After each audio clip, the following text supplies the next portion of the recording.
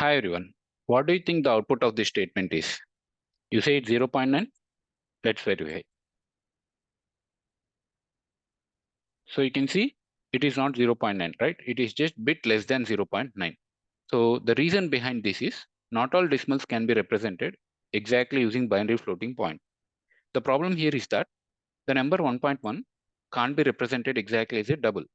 So it was represented by the closest double value, something like 1.100001, and which when subtracted from 2 yielded the result, this result, right? So, but this doesn't suit for the monetary calculations, right? So one way to fix this, considering these above numbers are in dollars, is to convert them into cents. So just multiplying these numbers by 100, so convert them into cents, and this should actually fix the issue.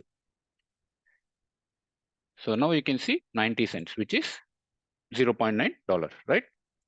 And another way to solve the problem is to use big decimal, which actually performs exact decimal arithmetic. And remember, when we are using big decimal, so we have to pass string as the parameter to this big decimal constructor, not the double value. And notice I have used subtract method as we cannot use minus symbol here when we are performing big decimal calculations, right? So let us verify this.